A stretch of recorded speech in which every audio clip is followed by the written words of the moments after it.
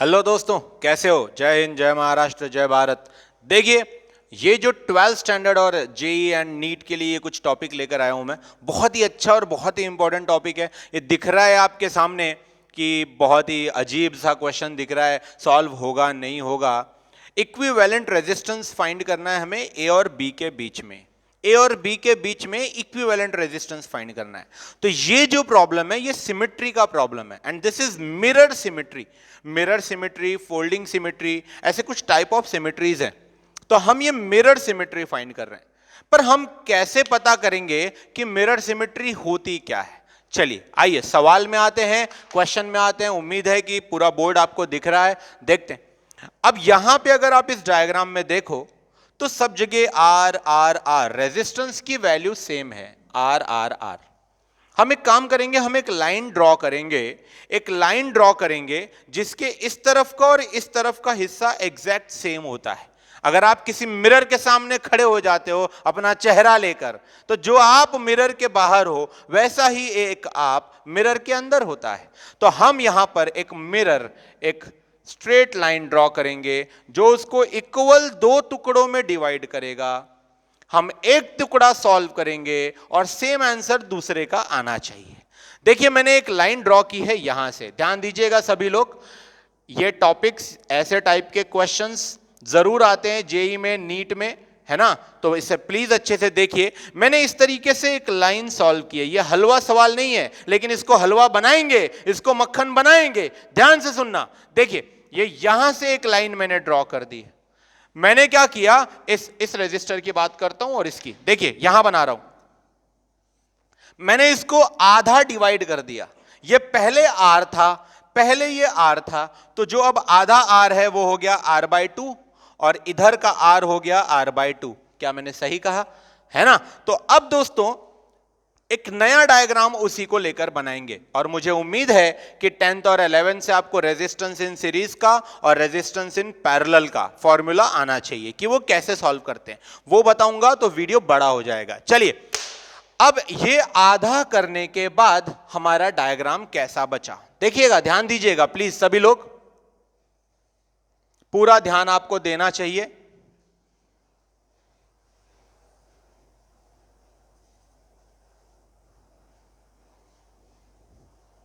देखिए, ध्यान दीजिए मैं क्या कर रहा हूं।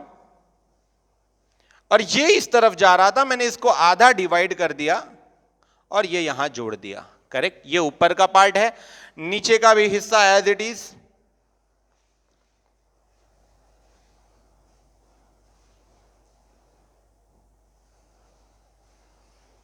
ये यहां, ये जो बचा ये है आर बाई टू, और दोस्तों ये जो बचा ये भी है आर बाई टू। ये कंप्लीट था आर, तो जो हाफ बचा वो कितना बचा हमारे पास? R by two. मैंने क्या किया है, मैंने इस लाइन के इस तरफ का हिस्सा लिया, वैसे ही लाइन के उस तरफ का भी एक हिस्सा होगा। हम इस हिस्से पे बात करते हैं। चलिए ध्यान दीजिएगा। अब ये आर बाई टू, ये आर बाई टू, बाकी ये है आर, ये आर, ये भी आर, आर आर। चलिए ऊपर का हिस्सा सॉल्व कर लेते हैं। क्या ये बताओ, जैसा ऊपर है वैसा ही नीचे है? यहां देखिए, एलएचएस में जैसा है वैसा ही आरएचएस में, ये आर, ओके, ये आर, वैल्यू सेम है। ये आर तो ये आर, ये आर तो ये आर। जहां ऐसा हो वहीं पर आप मिरर सिमेट्री लगा सकते हो। अगर इधर आर है और इधर 5R है तो आप मिरर सिमेट्री नहीं लगा सकते। आपको मिरर सिमेट्री के लिए यहां पे वैल्यूज सेम लेनी होगी। LHS is equal to RHS, जो इस तरफ वही उस तरफ। समझ गए? तो चलिए इसे सॉल्व करते हैं। अब आप सबसे पहले ऊपर की वैल्यू देखें। R बाई टू और R एक दूसरे को पैरेलल है। R by to and R एक दूसरे को पैरेलल है, तो मैं यहां लिख रहा हूं R is parallel to R by two. Condition को समझिए। और जब ये दोनों आपस में पैरेलल हैं तो इनको सॉल्व कर लेते हैं। So 1 upon RP is equal to 1 upon R plus 1 upon R by two. ये 10th स्टैंडर्ड से हमने फॉर्मूला लिया है, पैरेलल का फॉर्मूला है। Okay, so this is 1 upon R plus 1 upon R upon two, two ऊपर चला जाएगा, this will be 2 upon R। दोस्तों डिनोमिनेटर सेम है, 1 plus 2 3, this will be 3 upon R, this is the value of 1 upon RP. ये RP नहीं है, 1 upon RP है, जिससे हमें आरपी मिल जाता है, इन्वर्स कर दीजिए r/3, दिस इज r/3। ये इन दोनों को सॉल्व करके हमें मिल गया r/3। तो मैं अब इन दोनों में से एक को रखूंगा, इन दोनों को हमने सॉल्व किया, आंसर मिल गया r/3। क्या बिल्कुल इसी तरह का यहां भी सर्किट है? ये r/2r, ये भी r/2r, तो हम इसे भी ऐसा ही सॉल्व कर सकते हैं। चलिए देखते हैं कि आगे मैं क्या करूंगा। मैं अब डायग्राम में आगे इनको मिटा दूंगा ऐसे, और उन दोनों से मिलके मैंने एक वैल्यू बनाई है जो आई है r/3, तो मैं यहां लिख दूंगा r/3। क्या आपको समझ में आ रहा है? नीचे ये भी बिल्कुल ऊपर जैसा था, देखिए ये दोनों सेम है, तो मैं इनको भी डायरेक्ट बिल्कुल इसी तरीके से सॉल्व करूंगा, सेम वैल्यूज है, और मैं यहां डायरेक्ट लिख सकता हूं r/3। ओके, सॉल्व करने की फिर से हमें कोई जरूरत नहीं है। अब दोस्तों क्या लग रहा है, देखिए ध्यान से देखिए और बताइए क्या लग रहा है। ये दोनों सीरीज हो गए, ये दोनों सीरीज हो गए। पहले हम ऊपर का सॉल्व कर लेंगे, फिर से सॉल्व नहीं करेंगे क्योंकि सेम हम नीचे लिख सकते हैं। सो अब ये दोनों सीरीज हैं, तो अब हम लिखेंगे, देखिए सीरीज कब होता है? जब सेम करंट फ्लो हो तो उसे हम सीरीज कहते हैं। जो करंट यहां से जाएगा वही करंट R में से भी जाएगा और वही करंट r/3 में से भी जाएगा। पूरा ध्यान देना, तभी आपको यह अध्याय समझ में आएगा। R और r/3 सीरीज में है, R and r/3 are in series में है ना? तो सीरीज में है तो इसे डायरेक्ट ऐड करोगे, RS इज इक्वल्स टू, बोलो, R प्लस r/3, है ना? सो अब डिश क्या हूं, आगे क्या कहते हो, क्या आएगा? कम ऑन टेल मी, कर सकते हो वैल्यू? हाँ, सो 3r/3 प्लस r/3, मतलब 3r प्लस r/3, इसका मतलब दिस इज 4r/3। तो दोस्तों हमारे पास में ये दोनों की वैल्यू, ये रेजिस्टेंस इन सीरीज का फॉर्मूला है R1 प्लस R2, इन दोनों को सॉल्व करके आंसर आया है 4r/3। पूरा ध्यान देना अच्छे से। सो अब मैं इनको मिटा दूंगा क्योंकि मैंने उन दोनों को सॉल्व कर लिया है। सो मैं अब उसके जगह पे लिखूंगा डायरेक्ट, आपको जो डिजाइन पसंद है वो डिजाइन बनाओ, है ना? 4r/3 ये रहा। अब देखो वैसा ही ऊपर जैसा यहां पर भी है, ये भी R, ये भी r/3, जो करंट इसमें से जा रहा है वही करंट यहां से भी गुजर रहा है, मतलब ये भी सीरीज में है, और जब ये भी सीरीज में है तो उनको डायरेक्ट आप ऐड करेंगे, तो उसके बाद क्या आंसर आएगा बताइए? वही आएगा जो ऊपर आया था। अब मैंने डिजाइन कुछ और बना दी है, देखिए ध्यान दीजिए, 4r/3, ये भी 4r/3। मेरे दोस्तों, मेरे भाइयों, मेरे बहनों, जो भी आप लोग देख रहे हैं, अब क्या आपको ये लग रहा है कि करंट डिवाइड हो रहा है और ये तीनों एक दूसरे को पैरेलल हैं?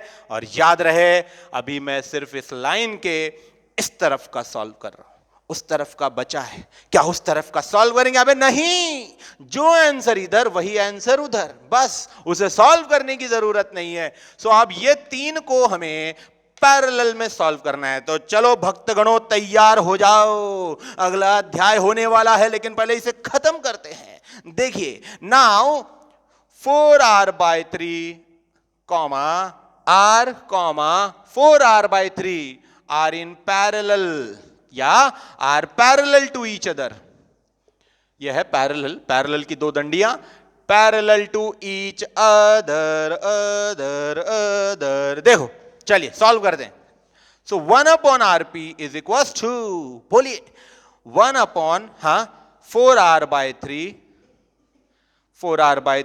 Plus 1/r plus 1/4r/3। ये 3 ऊपर, ये हो गया 3/4r plus 1/r plus 3/4r।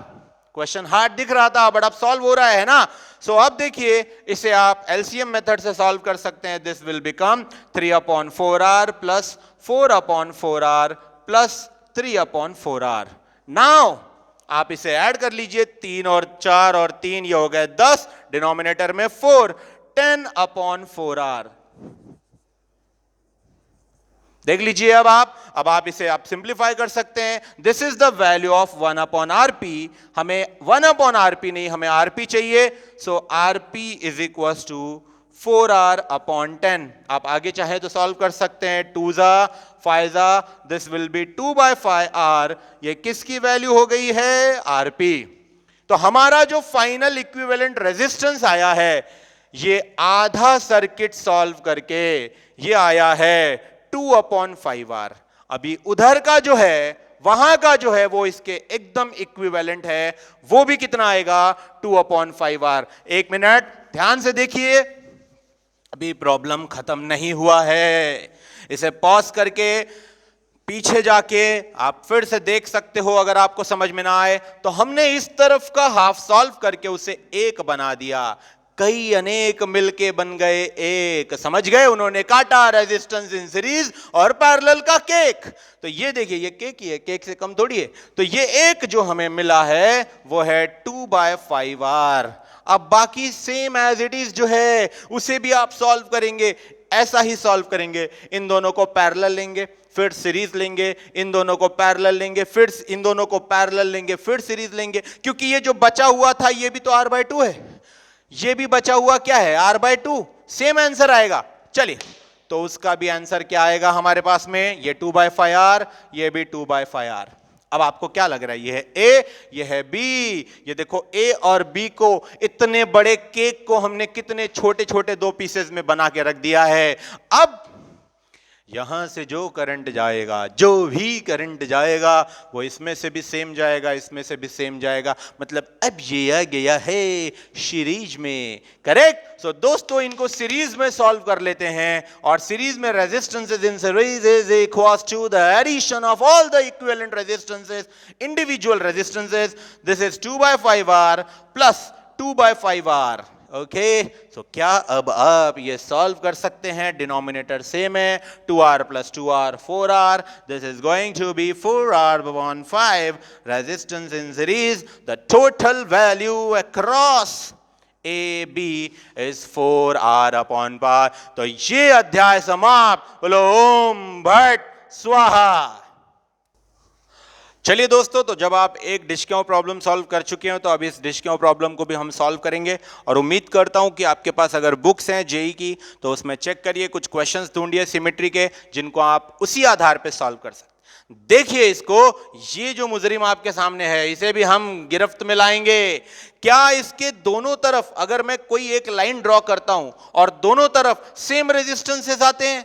चलिए चेक करते हैं।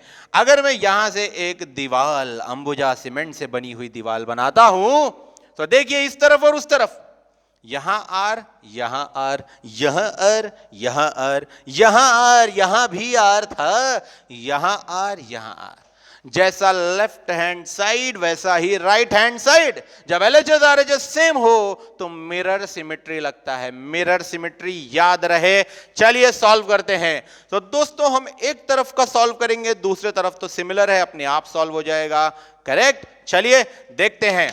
व्हाट यू से, कैसे सॉल्व कर सकते हो? Tell me. यहां पे आप क्या कर सकते हैं जिससे आप इसको सॉल्व कर सकते हैं? क्या टेक्निक है आपके पास? इस डायग्राम को देख के सोचिए जरा।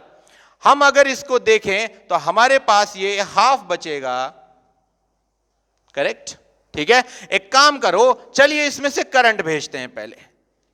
अगर मान लो यहां से गया I, है ना, तो यहां से जाएगा I1, करंट डिवाइड हो गया, और यहां से जाएगा I2। उसमें दिया है कि करंट, यही करंट I1 यहां से भी जा रहा है। भैया, जब I1 यहां से गया और वही I1 यहां से चला गया, इसका मतलब इसमें से कोई करंट गया ही नहीं। क्योंकि अगर यहां से थोड़ा बहुत I चला जाता तो इसका साफ मतलब है यहां I1 ना जाता, I1 से थोड़ा कम जाता। यहां से 10 एंपियर आया और यहां भी 10 एंपियर है यहां, इसका मतलब यहां से कोई करंट गया नहीं। इसका साफ मतलब है ये है पर नहीं है, होके भी नहीं है, यहां टच नहीं है। डायग्राम में दिखाया जा रहा है बट टच नहीं है, क्योंकि I1 एज इट इज यहां से पास हो गया। ये I2 यहां से आ रहा है और यहां पे भी I2 जा रहा है, यहां पे भी I2 जा रहा है। ओके, सो अब हमारे पास में ये डायग्राम को दूसरे तरीके से ड्रॉ करने का एक हमारे पास में रास्ता आ गया है। देखो कैसे सॉल्व कर रहा हूं मैं। ठीक है, उसके बाद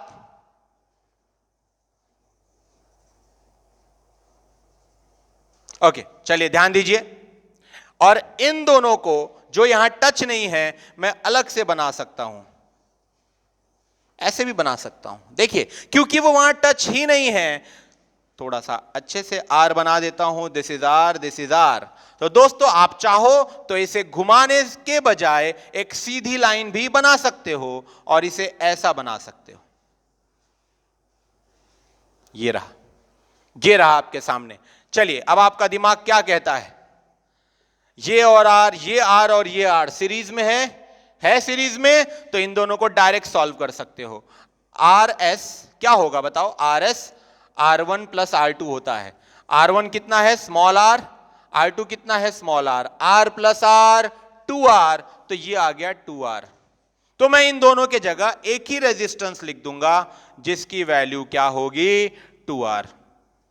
दोस्तों ये आर और ये आर भी सीरीज में लग रहे हैं, सर ऐसा कैसे, जो करंट यहां से आएगा वही इसमें से जाएगा और इसमें से जाएगा, और जब सेम करंट जाता है तो आप उसको सीरीज कहते हो। जैसे आपने यहां पे 2R कर दिया तो R प्लस R क्या हो जाएगा, 2R। जस्ट थोड़ी देर पहले मैंने बताया आपको, तो इसे भी मिटा दीजिए और इसे भी डायरेक्ट लिख दीजिए 2R। देखिए 2R। एक बात और देखिए, यहां से जो करंट इस तरफ गया, यहां जाने के बाद सेम करंट इसमें से जा रहा है और सेम करंट यहां से आ रहा है, मतलब ये दोनों भी आपस में सीरीज में हैं। जब सेम करंट फ्लो होता है तो आप उसे सीरीज कहते हो, तो ये दोनों भी सीरीज में हैं। This is R, this is R, R plus R फिर से क्या हो जाएगा, 2R। तो ये देखो ये हलवा बन गया है। अब इन दोनों को मैंने सॉल्व करके R प्लस आर कितना कर दिया है, 2R। कैसे किया, resistance in series R1 plus R2 दोनों सेम है, R प्लस आर क्या हो जाएगा, 2R, इसलिए आ गया ये 2R। ठीक है, अब मेरे दोस्तों अब आपको और एक बात समझ में आ जाएगी। आप देखो ये दोनों, यहां से चार्ज आया करंट आया यहां तक, ये जंक्शन मिला, थोड़ा करंट इधर से गया, थोड़ा करंट यहां से गया, मतलब करंट डिवाइड हो गया। और जब करंट डिवाइड होता है तो उसे पैरेलल कहते हैं, मतलब 2R और 2R आपस में पैरेलल में है ना। सो हम लोग अब इसे क्या करेंगे बताइए, 2R एंड या 2R पैरेलल टू 2R। पहले आप इन दोनों को सॉल्व करो। अगर पैरेलल है तो कैसे इक्वेशन बनता है, 1/RP is equal to 1/2R plus 1/2R। देख लीजिए डिनोमिनेटर सेम है, न्यूमरेटर डायरेक्ट ऐड होगा, 2/2R, 2 cancel, this is 1/RP। ध्यान दीजिएगा 1/RP इज 1/R, तो RP ऊपर तो R भी ऊपर, सो RP की वैल्यू क्या मिली हमें, R। हमें 1/RP नहीं, हमें चाहिए RP। So RP is equal to R। तो ये दोनों सॉल्व करके, इन दोनों को मैंने सॉल्व कर लिया और इन दोनों को सॉल्व करके मैंने बना दिया एक value, and that is R, small r, ये स्मॉल r, ये स्मॉल r। दोस्तों अब देखो ध्यान से, यहां से जो करंट आया वो यहां जंक्शन से कुछ यहां से गया, कुछ यहां से गया, मतलब डिवाइड हुआ। लेकिन जो करंट इस R से गया, डिश के आऊं, इस R से गया, डिश के आऊं, इस R से गया, तुगड़ुक करके जो करंट यहां से इस तरफ पहुंचा, सेम करंट तीनों रेजिस्टर्स में से गुजरा है। इसका साफ मतलब है ये तीनों भी सीरीज में है। और यहां पे इन तीनों को सॉल्व करने के लिए resistance in series R plus R series में है, R प्लस R क्या हो गया, 3R। तो ये सर्किट और छोटा हो गया और ये तीनों मिला के बन गए, दिस इज 3R। और अब क्योंकि करंट डिवाइड हो रहा है, एक करंट यहां से जा रहा है और कुछ करंट यहां से जा रहा है, तो this 2R parallel to each other. तो अब पैरेलल का सर्किट सॉल्व करेंगे हम। चलिए हमारा फाइनल आंसर आने वाला है, ध्यान दीजिएगा। हमने इसे डायरेक्ट सॉल्व किया है, देखिए 3R 2R। चलिए बताइए कैसे सॉल्व करेंगे, 1/RP is equal to 1/3R plus 1/2R। दोस्तों क्रॉस मल्टीप्लीकेशन आपको करना है या आप एलसीएम मेथड से एडजस्टमेंट कर सकते हो। 3 का एलसीएम 3 और 2 का एलसीएम 6 होता है, वी कैन सॉल्व इट। इसे 2 से मल्टीप्लाई करना होगा, 2/6R प्लस 3 अपॉन 6r। देख लीजिए मैंने क्या किया, इसे 2 से मल्टीप्लाई डिवाइड किया, इसे 3 से मल्टीप्लाई डिवाइड किया ताकि डिनोमिनेटर सेम हो सके। 3 + 2 5, 5 upon 6r is the value of rp, but we don't need the value of 1 upon rp, we need rp, so rp is equals to 6r upon 5। that's the final answer। ये हमारा इन दोनों को solve करके final answer आपके सामने है, तो बोलो ओम भट्ट स्वाहा।